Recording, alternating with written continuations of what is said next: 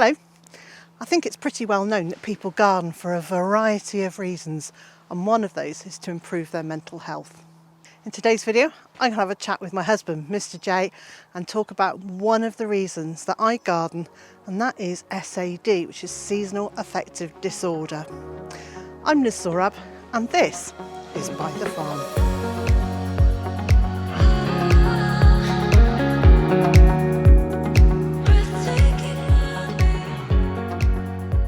So it's been 3 or 4 years since we had this. Possibly even more. Had this discussion. Because last time we went for a walk in Castle near where we lived, wasn't it? Yeah.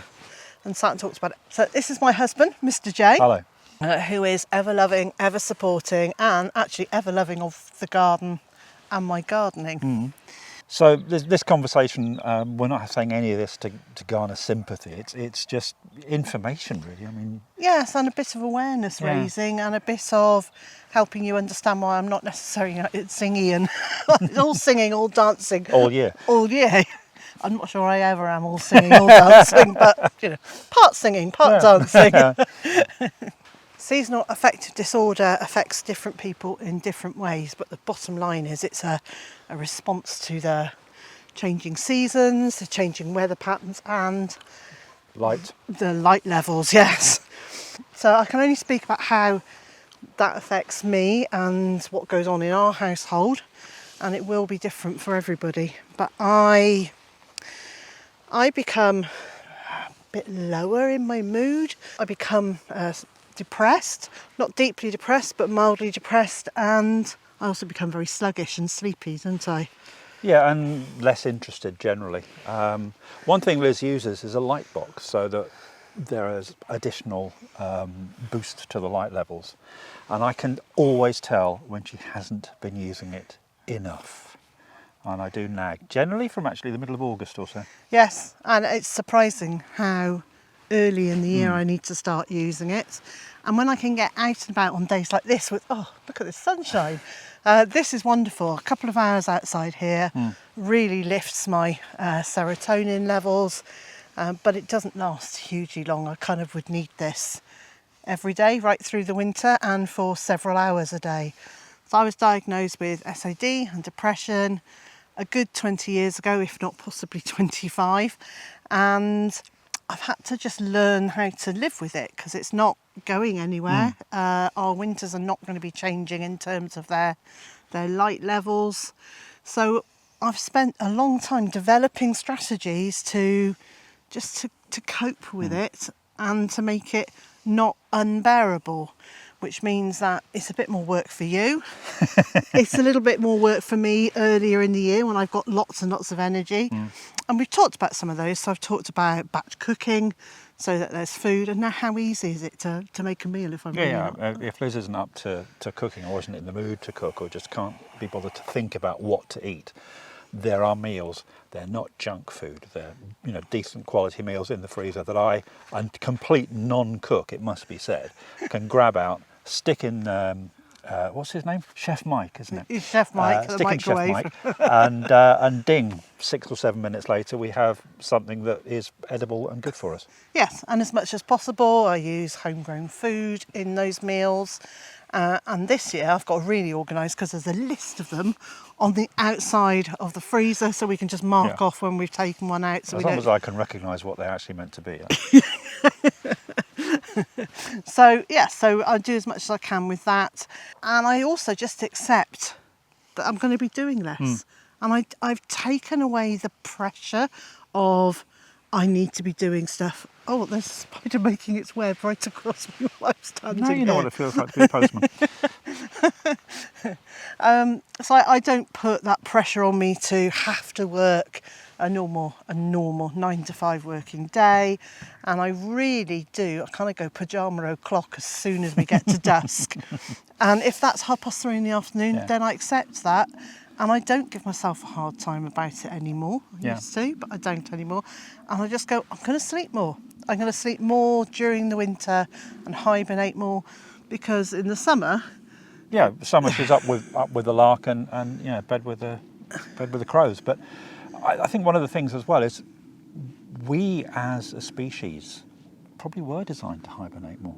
So not the scientific definition of hibernation, where your body, kind of goes into your heartbeat and everything into slows down. stasis, yeah. Yeah, so it's not that sort of thing, but certainly I think we were designed to rest more. And I mean, we do so much in late spring, throughout summer, into autumn. We're still gathering and harvesting and doing stuff, and then actually our bodies need time. I certainly do. Regardless of my mental health or regardless of having depression, my body is exhausted by the time we get to the end of November. I am just ready to sit in a heap and go, yeah, job well done, have almost 2 months off, if not a bit longer, and just deal with stuff in the house and deal with the everyday living of keeping the house going, keeping us warm, keeping us fed, keeping us happy. And then when the light levels pick up again next year, I feel re-energised and I feel rested enough and recuperated so that we can then get going with the year again. Yeah, and it's one of the things that we've talked about before when Liz got sick, about not having to live to someone else's timetable.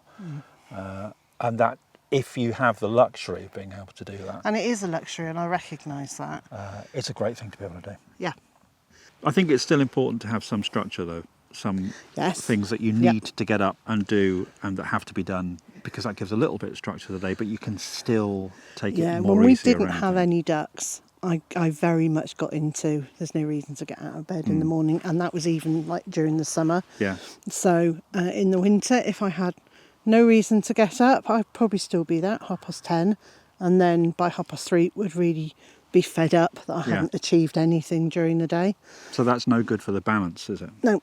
One of the things I did in the garden this year was to create this border, which is loosely termed a shrubbery. Niall and JB came up and helped me do this, which is about 140 feet long and about 9 or 10 feet wide. We are lucky to have this space.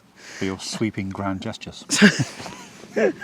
And along the edge here we've got hornbeam hedging. We had those in the last place, didn't we? We did. They were already in and a bit taller than this when we moved in. And over 5 years they got really very tall. Yeah. But I'm hoping to let this get to about this height and to fill out, almost to cover the fence. Yeah. And then just to keep it at this sort of level. Yeah. South is over there, so any shadows from this go into the runway, so it doesn't really matter. But I wanted something that kind of gave an edging. Yeah. And that was prettier than falling down Stock fence. Yeah. So we've got that, and then there's also a series of cherry trees all the way down. So they're going to be more spring and summer, aren't they? They are spring. So what they've had the most incredible colour leaves for the last 2 or 3 weeks of autumn. And then they're going to be kind of just structural shape during the winter, but then in the spring they have these beautiful pink flowers. They're kind of just leafy in the summer, but that's when other things will shine. Yeah. So it's doing spring and autumn. And then I've planted in the border, mostly but not exclusively, mostly things that are going to give us colour and fragrance during the winter. Right. And my idea is that I will want to then actually come down and see how things are doing. Yeah. So that's another cherry. I mean, look at the lovely colours this has done. Yeah. There are things like witch hazel, which are going to give us bright colour and fragrance in the winter. But if I've got to walk down to the end of the garden to see them, I've at least got out and got maximum fresh air, maximum move in my body. Yeah. And that can only be a good thing. Oh, absolutely. So what I really want to say with this video is that if you struggle in the winter, if you suffer from SAD or depression, please make sure that you've gone and sought some help. But another thing you can also do, of course, is make sure that even when it feels difficult, get up, go out for a walk, get out into your garden, because it doesn't always feel like you want to do it, but you feel better for having done it. Yeah, absolutely. And of course, the other thing that you can do pre-Christmas is make a Christmas wreath. and I make them each year, don't I? Yeah. From stuff that we have in the garden. And so I will leave a link in the video description and on the screen.